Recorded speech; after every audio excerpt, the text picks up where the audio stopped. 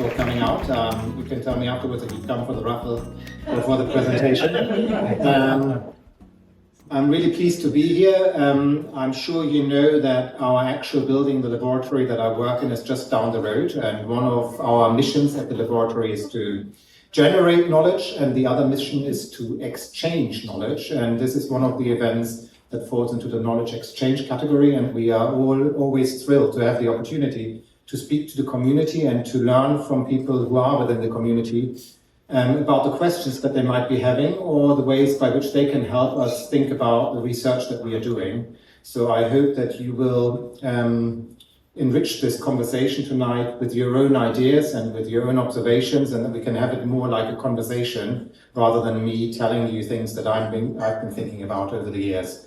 I hope that what you take away tonight is perhaps sort of a first impression of how we reason about disease processes, in particular cancer in my case, as processes that affect the whole organism. I want to tell you a little bit why we think that is important. I want to tell you a little bit about how we approach the problem, and then I want to give you some examples of the type of discoveries that we make as we connect the tumor to the whole organism and understand this interaction between the disease process and the response of the organism to it. And then ultimately I want to think with you a little bit about the question of whether or not we can use that knowledge that we generate in order to think about new ways to approach the problem and to treat patients with cancer, with the idea that perhaps by enabling the organism better, we might have a better window of opportunity to treat the cancer better. Because ultimately, of course, we are hoping to make contributions to the ways by which we can help patients with cancer, treat the cancer, and ultimately prevent or cure the cancer. And I think studying the spectrum of how a tumor interacts with the organism over time and what the response patterns are to the tumor by the organism will give us insights into the modifiable aspects that we can tune in order to treat the cancer better. Does that sound like a reasonable plan? Great.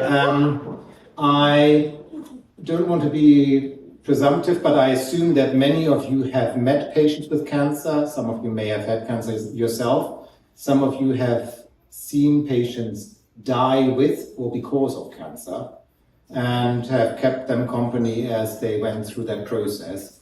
And you will have noticed that those individuals have actually a response that goes much beyond the tumor. So they may have a tumor, sometimes relatively small, it's sitting in one of the organs somewhere in their body, but they actually, when you look at them, look systemically unwell and become increasingly systemically unwell, even though they have a small tumor in one organ that by first inclination may not have an effect on the whole body, and you wonder why that occurs. I would go as far as saying in the clinic where I see patients, and I look after patients with GI cancer, so that's cancers of the digestive tract, of the bowel, of an organ which is called the pancreas, which is one of the organs that produces hormones that help us digest food and organize our metabolism. Those patients often come to my clinic and say, I don't care about the cancer, I care about how the cancer makes me feel. You know, if I could perfectly happily live with a tumor, but the way by which the tumor affects me, that's what really makes me sick. And I wish something could be done about that.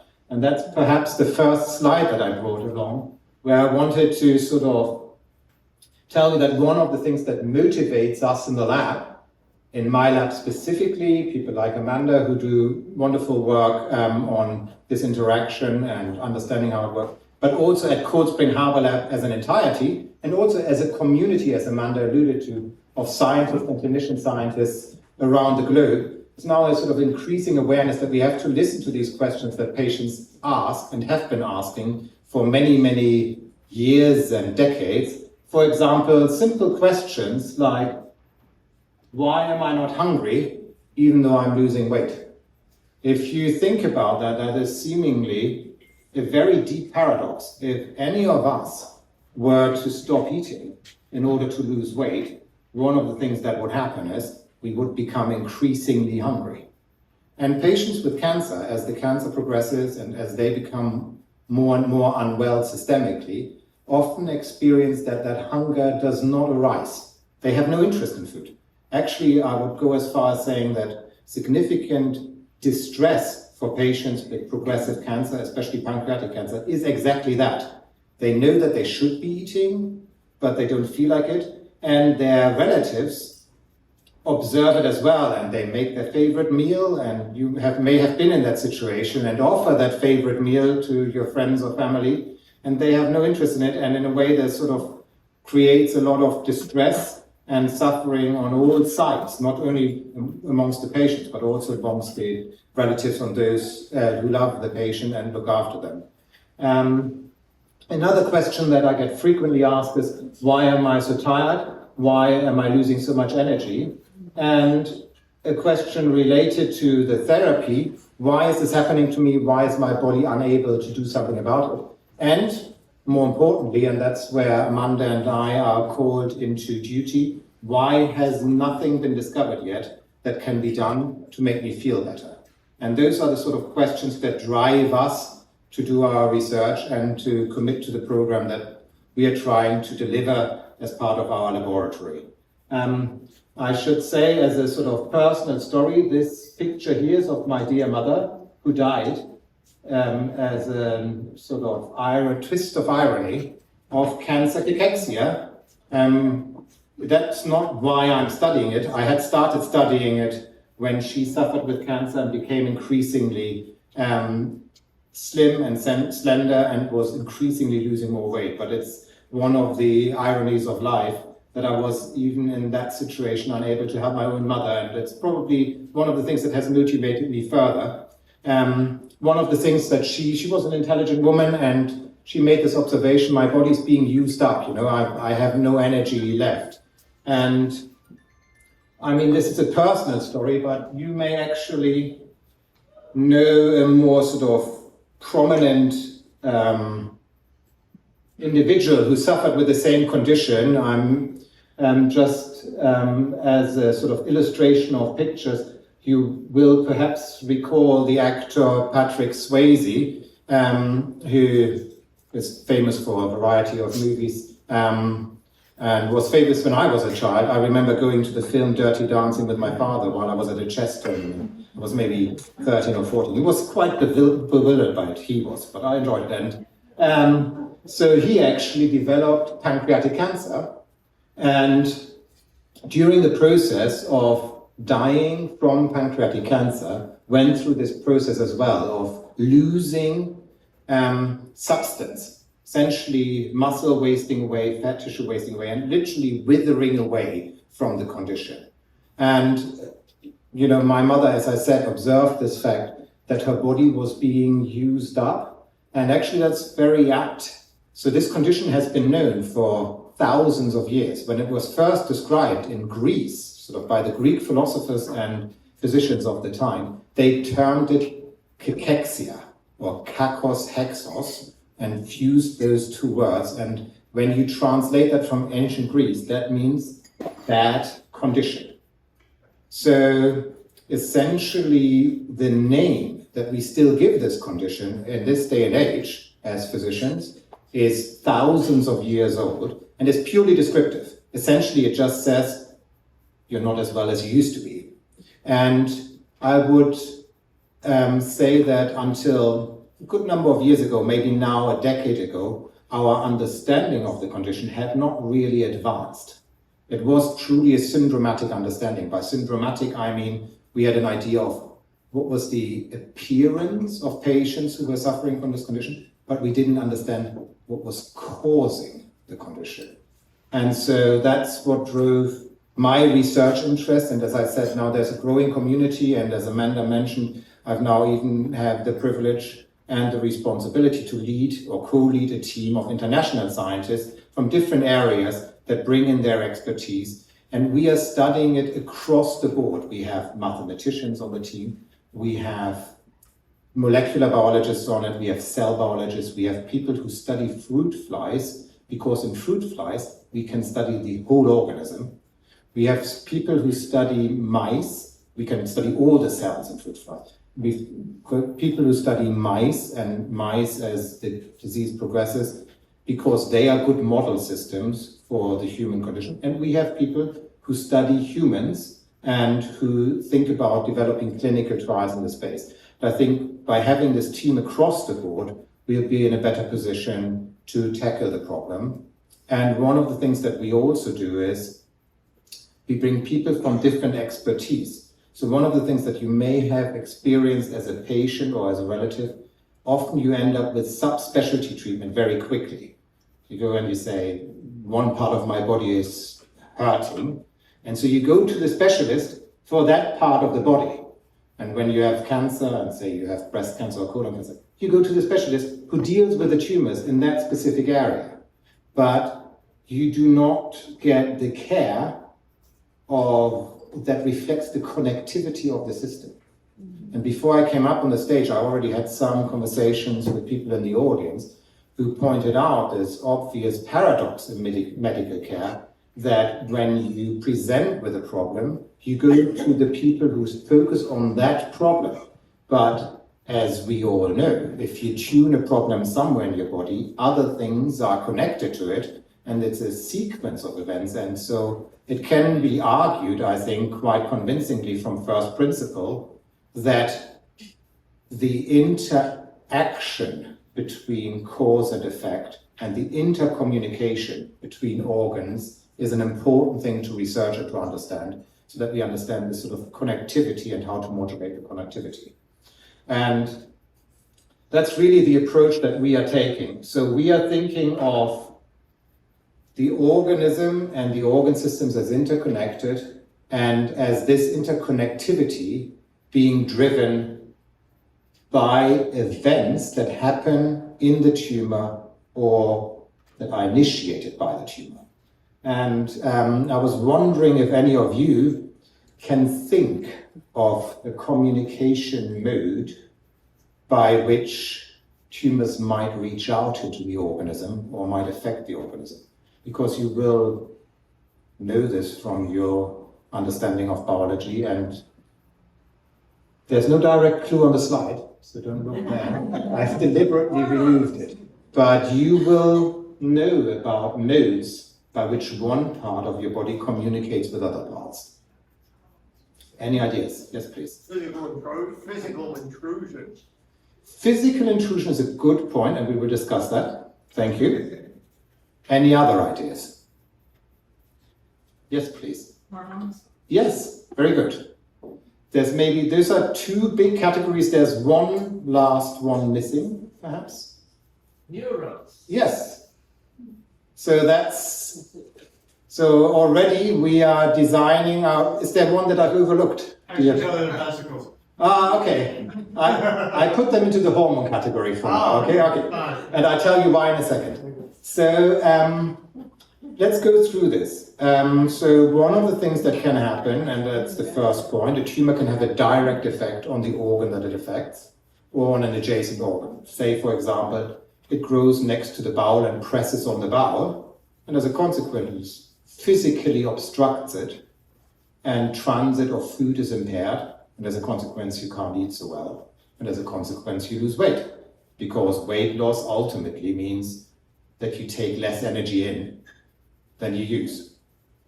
And that is one problem, and that does occur. And there are sometimes ways to physically circumvent it. So for example, when we look after patients like that, we can bypass the obstruction and feed food further down, for example, with a tube or something like that, and sort of address the negative energy balance. But it can drive systemic unwellness. Neurons I will take next, because that's what I research little as well. I don't research much the physical obstruction, I don't research much the neurons, but neurons, as you can imagine, go everywhere in your body. They can sense things, as you touch yourself, that's obviously communicated by neuronal pathways. And so they can sense many aspects of your body. They can send those signals to your brain. Your brain can process them and change reactions to it. And that's one driver force, and that was a good point raised. I want to stick to the hormones actually, because that's one important category. And I want to expand a little bit on what I think of as hormones, because I have a much more broadly applicable understanding of them than most people. You know, we all know of some hormones. You may have heard of insulin that's released when you eat sugar, or you may have heard of estrogen that drives many of the female biology, or testosterone that drives many of the male biology as we understand it.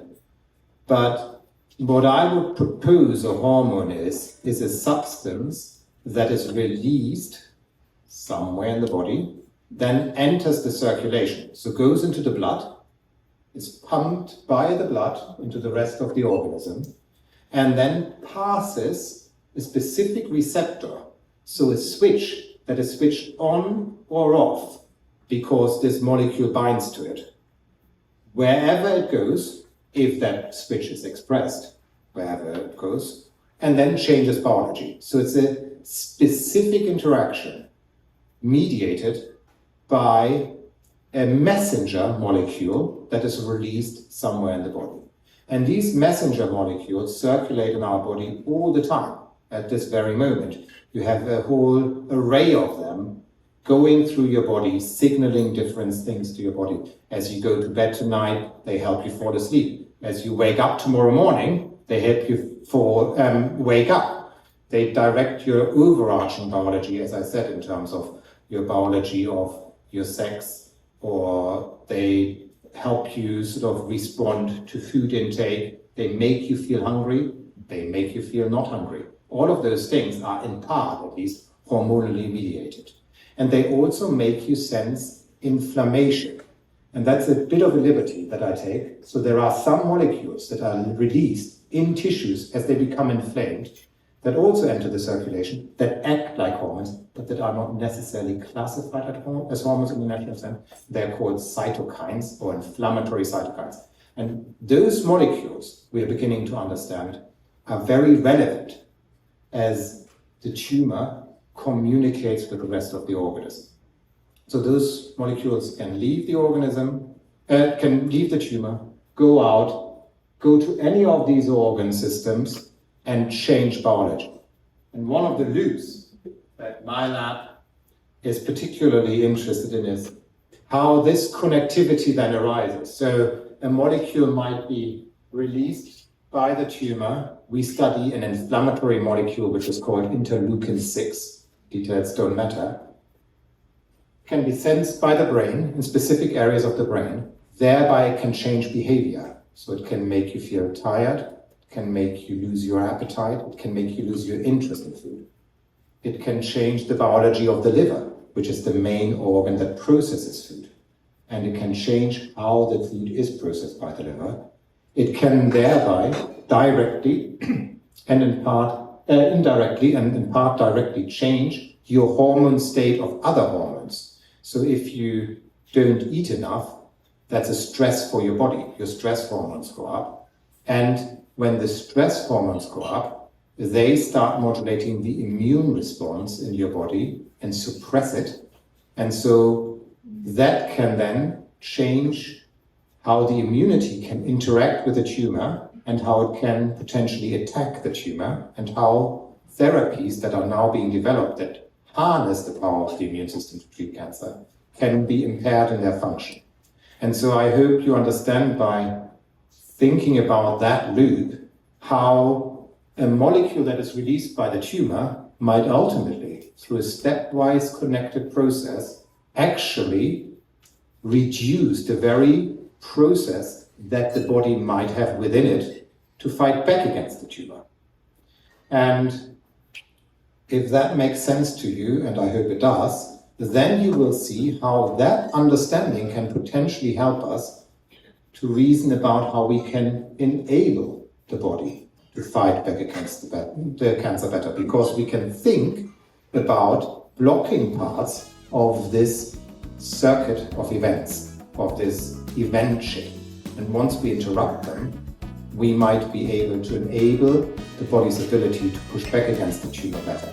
And that's fundamentally what we are researching in the laboratory. and I'm looking forward to your questions.